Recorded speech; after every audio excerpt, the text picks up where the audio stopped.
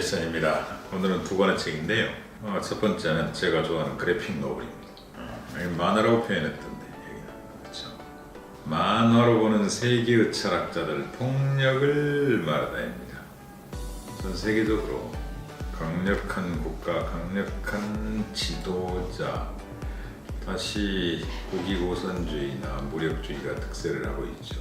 그와 정반대로 그런 폭력에 대한 저항, 폭로 이런 운동들이 일어나고 있습니다. 개인적으로도 제 스스로도 제가 대단히 폭력적이라고 생각하고 늘 제 자신 반성합니다만 특히 사회적 폭력, 국가 폭력에 대한 철학자들의 관심은 영원할 수밖에 없는 거죠. 역시나 세계적인 철학가들은 다들 폭력을 탐구를 했습니다. 여기 한 10분인데요. 브래드 에번스, 한나 아렌트, 프란츠 파농, 파울로 프레이리, 미셀 푸코, 에드워드 사이드, 수잔 손텍, 노암 촘스키, 주디스 버틀러, 조르주 아감벤 이런 식으로 이름만 들어도 알만한 우리 시대, 동시대 혹은 우리 바로 직전의 시대를 살다가 세계적인 철학자들입니다. 이를테면 식민지 폭력, 그 다음에 국가 교육이 주는 폭력, 그 다음에 나치즘이 주는 폭력, 여론이나 통론이라고 그럴까 이런 것들이 주는 폭력, 이런 모든 폭력성들을 다들 학자들이 주장을 했는데 그래픽 노블이니까 만화가 대단히 정교합니다. 사실은 이 책 보고 나서 출판사에 전화를 좀 시켰습니다. 정말 좋은 책 같다, 정말 아깝다, 제대로 홍보가 덜 된 것 아니냐, 꼭 좀 널리 보도록 저도 홍보를 할 테니까 함께 노력했으면 좋겠다고 했습니다. 늘 하여튼 무지에 대해서 분노하고 슬픕니다만 최근에 미셀 푸코가 돌아가신 지 한참 됐습니다. 20년인가 30년 만에 푸코 미공개 저작이 프랑스에서 출간이 돼가지고 지금 온통 학기가 난리가 났죠. 유럽 학기는. 저도 한국에 빨리 번역되길 바라고 있습니다. 미셀 푸코 영향을 저도 상당히 받았다고 생각하기 때문에 여기에 미셀 푸코 이야기 이런 게 있습니다.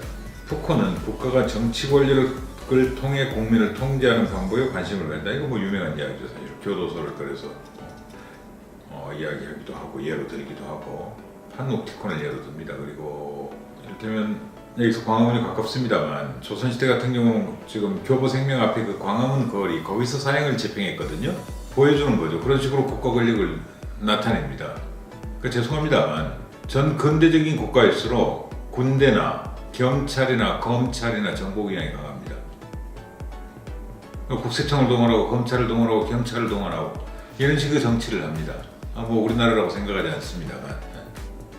그리고 이를테면 더 후진적인 국가일수록 쿠데타를 하는 거죠. 시민 통제를 어긋나는 거죠. 그러니까 개인이 가지고 있는 폭력들을 다 끌어모아서 국가가 통제하고 오로지 시민을 위해서만 사용을 하는 게 국가거든요.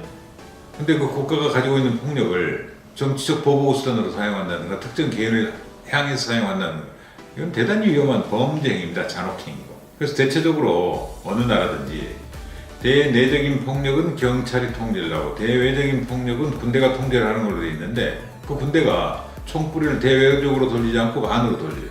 우리 5.18 광주 민주화 운동에 대항해서 그 민주항쟁에 대항해서 군인들이 총뿌리를 겨누잖아요.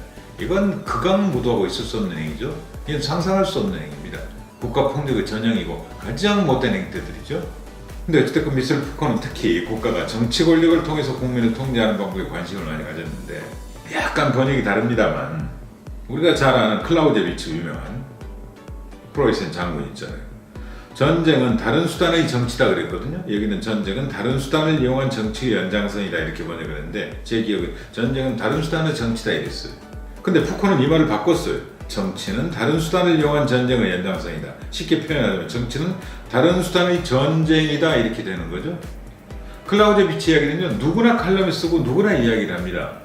근데 정치는 다른 수단의 전쟁이다. 이건 부끄럽습니다. 완전히 이 만화책이 처음 알았어요. 너무 충격받아서 맨 처음에 보다가 볼펜으로 끊고 다음날 출근해서 형광펜 그어놨어요. 그리고 그것도 아까워서 지금 타이핑을 해놨습니다. 만화책이라고 단순하게 보지 않으셨으면 하는 그런 의미에서 말씀드린 거고요. 특히 이 만화 작가들이 대단한 사람들입니다. 대단한. 브래드 에번스, 진 마이클 윌슨, 로버트 브라운, 크리스 맥켄지, 미치루 모리코 이런 분이네요. 칼 톰슨, 앤 꽉, 비엔남 분이에요. 한 편 자체가 대단히 고증이 잘 돼 있고요. 그 다음에 중요한 내용들을 철저히 압축하고 있고 늘 새로운 것들에 대해서 충격을 받게 되는데, 이를테면 손텍 부분에서요. 손텍은 프랑스 소설가이자 사상가인 조르주 바타유가 눈을 떼지 못했던 사진을 설명한다. 1905년 중국에서 천천히 사람을 토막 내 가죽을 벗기는 장면이 담긴 사진이었다. 저 이 사진 처음 봤어요. 손은 잘려있고 다리도 잘려있고요. 두려워해 화이트한 폭력들이요. 오리엔탈리즘에 대한 이야기도 나오고 코 이야기도 나오고 페다고지 이야기도 나오고 한나 아렌트 악의 평범성 이야기도 당연히 나오겠죠. 이런 방식으로요, 이 짧은 불과 한 철학자당 불과 한 10매 내외일 겁니다. 그럼에도 불구하고 여기에 담긴 글과 그림으로 통합적으로 되어 있는 그 정보의 가치나 양이나 깊이나, 그 다음에 글보다도 이런 공감각적으로 사람들을 울리는, 사람들 가슴을 때리는 이 폭력에 대한 소설은 대단한 책입니다. 대단한. 최고의 지성과 최고의 작가들이 만난 책입니다. 꼭 좀 권해드리고요. 이 책들 좀 제 기분대로라면 도서관에 좀 꼭 좀 넣었으면 좋겠어요. 학교 도서관에. 중, 고, 대, 대학 학교 도서관에 꼭 좀 넣고 싶은데 그러기엔 전 힘이 없어서 2008년 1월 15일에 도서출판 다른에서 출간된 책입니다. 두 번째, 짧게 다루고 싶은 책인데요. 이겁니다. 김정은 체제 왜 붕괴되지 않는가입니다. 원래 책은 아마 김정일 전기였겠죠? 책 내용을 보자면 사실은 김정일 이야기 같습니다. 원제를 제가 안 찾아봤네요. 일본 류코쿠대 사회학 교수인데요. 한국계입니다. 조선족이죠. 그러니까 헤이룽장성에 태어나서 베이징에서 공부하고 신문기자하다가 일본으로 가서 일본 박사를 따고 일본 교수로 일하고 있어요. 2007년에 나온 책인데요. 최근 누가 이 책 좀 보라고 그래서 들었습니다. 제가 대체적으로 북한 체제가 워낙 폐쇄적인 사회라서 정확한 정보가 부족하잖아요. 프로파간다가 워낙 능합니다. 북한도 능합니다만 우리도 마찬가지입니다. 우리도 객관적인 정보보다는 기괴하고 퇴폐적이고 비정상적이고 폭력적이고 음란하고, 특히 1인 통치 국가라서 그 통치하는 1인에 대한 정보가 객관적이고 냉정해야 하는데 그렇지 않은 정보들이 많이 범람을 해요. 도리어 중국에 대한 책 읽기보다 북한에 대한 책 읽기가 정말 두렵고 어렵고 발견해내기도 쉽지가 않습니다. 그래서 죄송합니다만 탈북자들 책이나 수기나 이런 것들이 있습니다만 거의 안 읽습니다. 그냥 신문에 소개해주면 그 정도. 이 책도 안 읽었어요. 근데 최근의 흐름 자체가 북한에 대한 이해, 이게 좀 더 체계적이지 않으면 안 되겠다 그래서 읽기 시작했습니다. 이를테면 햇볕 정책, 우리가 이제 포용 정책이죠. 이분은 거기에 대해서 비판적이겠죠. 중국 초등학교 교과서에 동곽선생이라는 우화가 있다던데, 그래서 제가 중국분한테 물어보니까 그거 좀 잘못 쓴 것 같다 그렇더라고요. 모르겠어요. 다시 확인 안 해봐서. 한 농부가 추위에 꽁꽁 얼어붙은 독사를 가엾이 여겨 가슴에 품고 따뜻하게 녹여주려다가 오히려 독사한테 물려준다는데요. 햇볕 정책의 반대로 이런 식으로 중국의 예를 드는 거죠. 우화를. 근데 중국분한테 물어보니까 그 이소부 아니냐, 동각선생은 뭐 여운과 뭐다 늑대다 이러더라고요. 알아주는 게. 그래서 더 이상 확인을 해봐야 되는데 저도 지금 포스트잇만 붙여놨습니다. 며칠 전에 참여연대에서 일하시던 어느 선배 변호사랑 오랜만에 만났는데, 정치 시작하고부터는 안 뵀다가 한 10몇 년 만에 처음 만났어요. 저한테 성혜랑, 그러니까 김정일의 첫 번째 부인이죠. 이기영 선생 아들이랑 결혼한 걸 이혼시켜가지고 연상이랑 같이 살고 그 다음에 정식 결혼하게 되잖아요. 여기도 그 이야기 자세히 나옵니다만 그 여자가 이제 성혜림인데, 성혜랑 그 정길 자서전을 읽어봤느냐. 그래서 자기도 워낙 진보적인 분인데 깜짝 놀랐어요. 어떻게 읽게 됐어요? 그랬더니 왠지 자기도 요즘 그걸 좀 읽어야 될 것 같아서 그랬다. 그래서 없어서 국립중앙도서관에서 빌려다가 자기가 하나 복사를 했대요. 그러면서 왠지 나를 읽혀야 될 것 같아서 그걸 자기 책상에 놔뒀다가 급히 나오느라고 놔두고 와버렸어. 보내줄게 그래요. 그래서 아니 너무 재밌네요. 전 사실 어젯밤에 김정은 체제 왜 붕괴되지 않는가 책을 읽었습니다. 거기에 성해랑 성해림 이야기가 많이 나오고 성해랑 책에 그렇게 재밌고 구체적인 정보가 객관적인 정보가 있는 건 몰랐습니다 그랬어요.